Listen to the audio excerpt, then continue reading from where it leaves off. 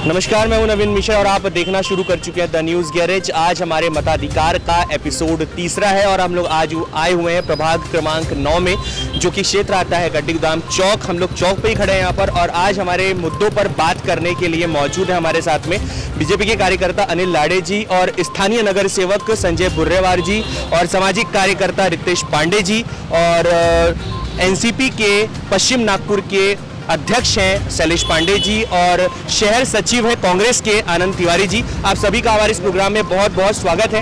हम लोग शुरुआत करते हैं सबसे पहले नगर सेवक जो यहाँ के हैं संजय बुर्रेवार जी, उनसे। सर, स्थानीय प्रॉब्लम्स, समस्याएं, इनके बारे में आप यहाँ पर क्या कहना चाहेंगे? स्थानीय यहाँ की समस्या तो ऐसी थी कि शिवर लाइन की सब में बड़ी समस्या थी, जो कि यहाँ पे कभी कोई नेता ने कभी ध्यान दिया नहीं इस मामले में, क्योंकि अंग्रेज के ज़माने की थी शिवर लाइन। ये मेरे से जितना हुआ हमने उतना प्रॉब्लम सवाल किए, पर ना कोई आमदार देखता ना खासदार देखता, कोई नहीं देखता यहाँ पे। आनंद जी, जैसे कि बुर्रेवार जी का कहना है और पश्चिम नागपुर क्षेत्र आता है अपने विकास ठाकरे जी का, जो कि कांग्रेस से ताल्लुक रखते हैं, तो उनका कहना ऐसा है कि यहाँ पर जो भी प्रॉब्लम है, इन प्रॉब्लम पे विधायक का बिल्कुल भी ध्यान नहीं। इस बारे में आप क्या कहना चाहेंगे? आज से 3 साल पहले अगर आप देखेंगे, जब सुधाकर देशमुख जी आमदार थे, तो अगर आप फोटो अगर उनकी दिखा के अगर पूछो तो यहाँ के नागरिक उनको पहचानते तक नहीं थे। इसकी हालत बहुत से बदतर थी इस क्षेत्र की। आज आप देख रहे हैं कि ये चलने में कितना अच्छा है। और यहाँ शुगर लाइन का काम, जैसे सर ने बताया कि कांग्रेस ने की, कांग्रेस के ऐसे अनेक काम हो चुके हैं यहाँ पे, जो छोटे मोटे काम हमारे माननीय विधायक आमदार श्री विकास ठाकरे जी के हस्ते सिर्फ प्रॉब्लम लेके जाओ और सोल्यूशन पाओ, ऐसा काम विकास ठाकरे जी के नाम से आज हो रहा है। बुर्रेवार जी, इनका कहना तो ये है कि यहाँ पर काम हो रहा है। इसके पहले जो सुधाकर देशमुख बीजेपी से एमएलए थे, उनके कार्यकाल में ऐसा था कि यहाँ की जनता उनका चेहरा भी नहीं जानती थी कि यहाँ का विधायक कौन है।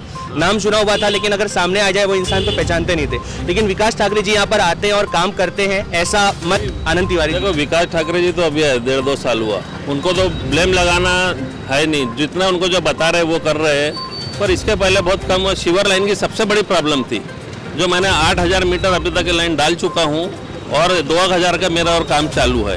कम से कम 80% हमने काम निपटा चुके हैं। जैसे शक्ति नाला है, शक्ति नाले की तरफ में खासदार ने खास करके ध्यान देना चाहिए।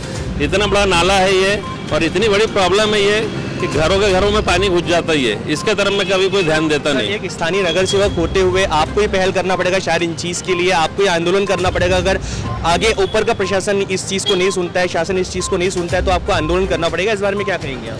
नहीं, ये चीज़ के लिए देखो, हमने आमदार वगैरह सबसे बात करे थे शक्ति नाले के, पर इसके विषय में कोई ध्यान देता नहीं।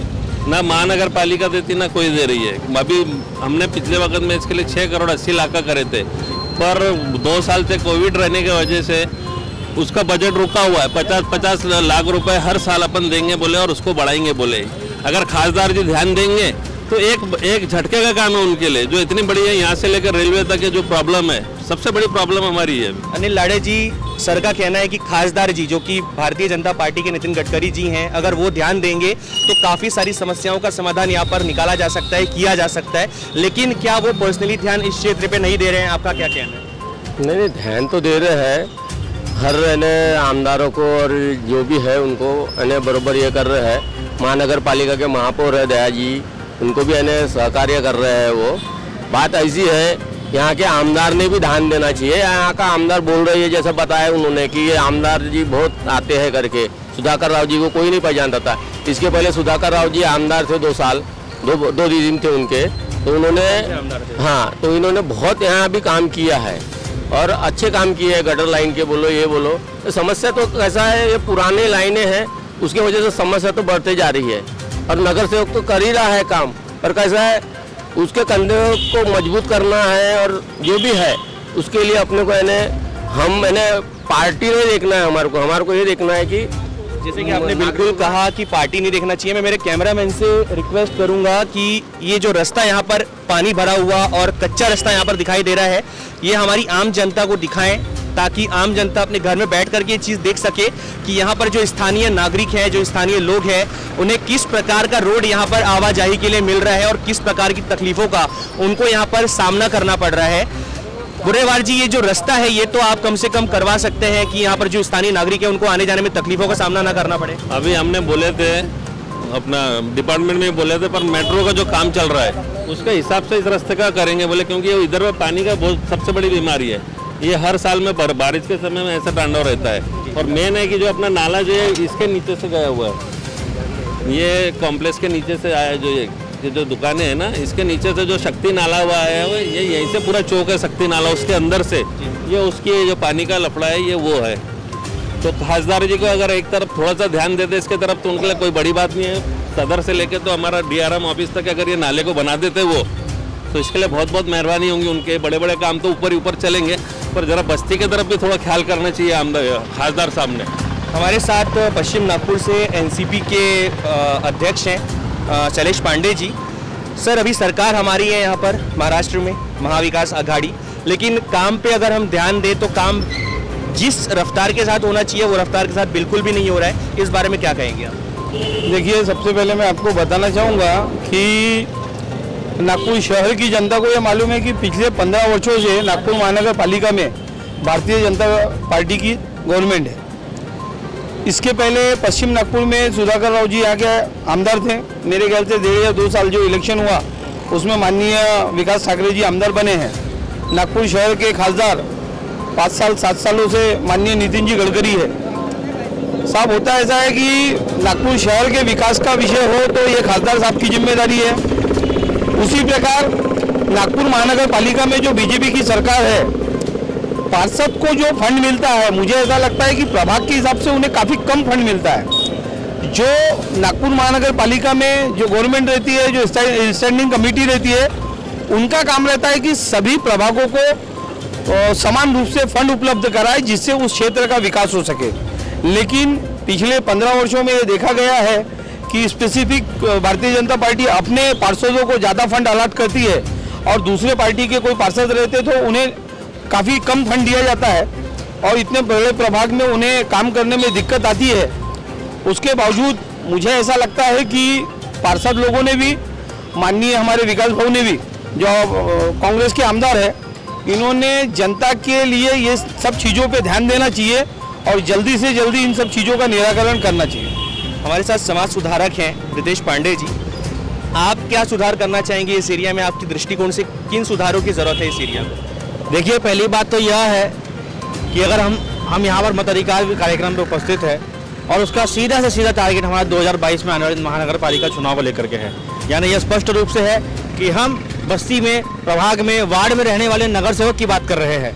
तो इसीलिए नगर सेवक जब चुनाव होता है तो उस समय बाजे गाजे के साथ रैली निकाल कर घर घर जाकर के लोगों से वोट की अपील करते हैं। करना भी चाहिए, लेकिन उसके ठीक चुनाव के बाद में 5 साल पता नहीं मिस्टर इंडिया बन के कहाँ नजरात हो जाते हैं नगर सेवक। अगर नगर सेवक 5 साल जनता के बीच में रहते हैं तो मुझे नहीं लगता कि जनता को परेशानियों का सामना करना पड़ेगा। परेशानियां तो हर जगह, हर क्षेत्र में आएगी, पर अगर आप जनता के बीच में जाकर पूछेंगे तो परेशानियां छोटी से छोटी रहती है। किसी के घर में किसी घर के पास में गटर की दिक्कत है, किसी को पानी पीने की दिक्कत है, किसी को बिजली की दिक्कत है, कि रोजगार के लिए तो लोग नगर सेवक के पास जाते नहीं है।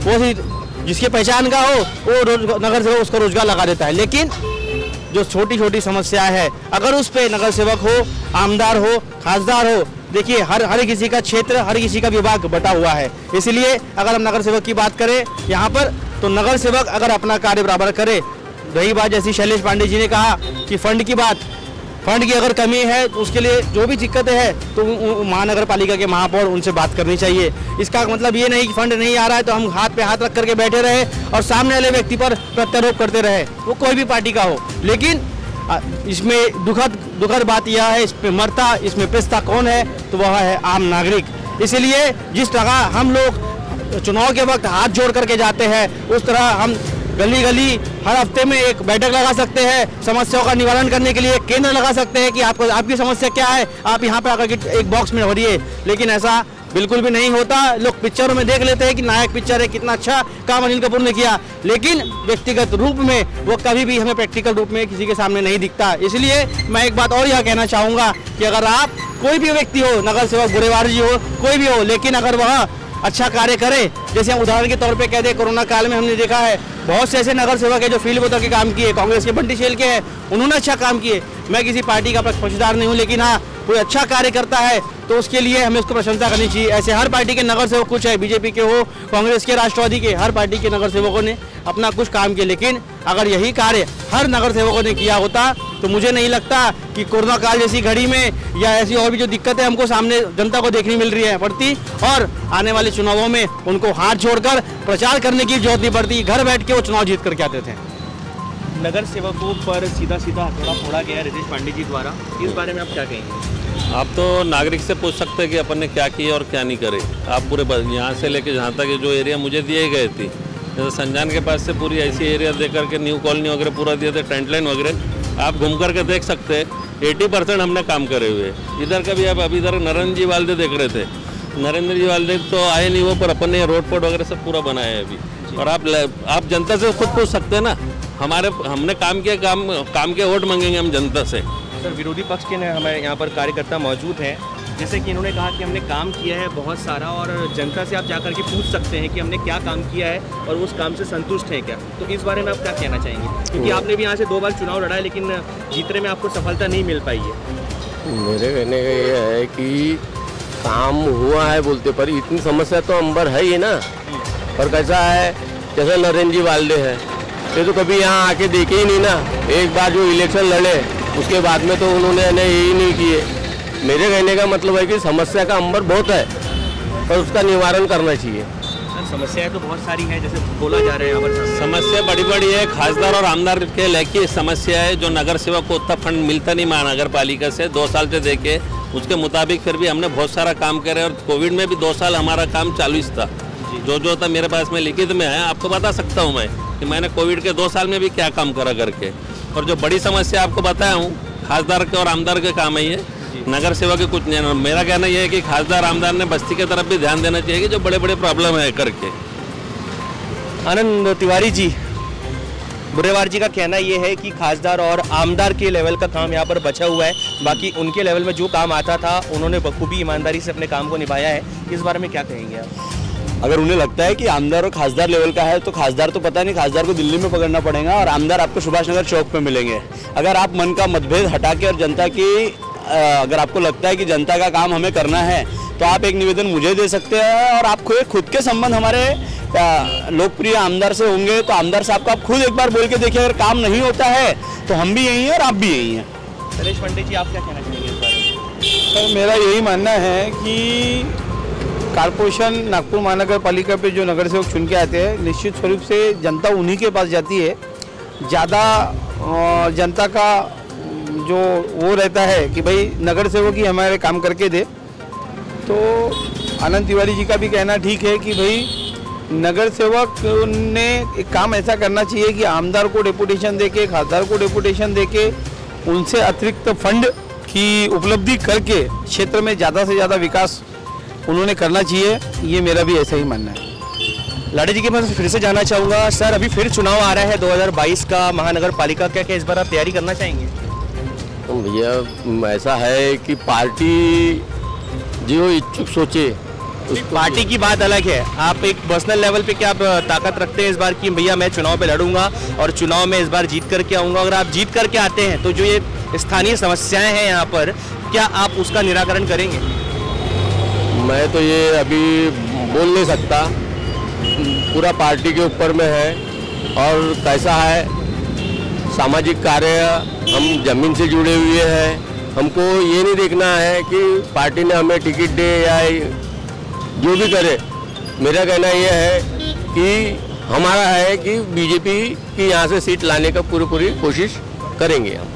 जैसे कि आपने देखा और सुना, यहाँ पर सभी पार्टी के कार्यकर्ता, अधिकारी और पदाधिकारी सब यहाँ पर मौजूद थे। उसके अलावा हमने सबसे बात की और जाना कि यहाँ पर स्थानीय समस्याएं क्या क्या है, उन समस्याओं का निराकरण किस प्रकार से किया जा सकता है, किस लेवल पे किया जा सकता है। आप सभी का बहुत बहुत धन्यवाद। लाड़े जी, बुर्रेवार जी, पांडे जी, शैलेश पांडे जी, आनंद तिवारी जी, हमारे इस प्रोग्राम में आने के लिए। आज का हमारा ये तीसरा एपिसोड था मताधिकार का।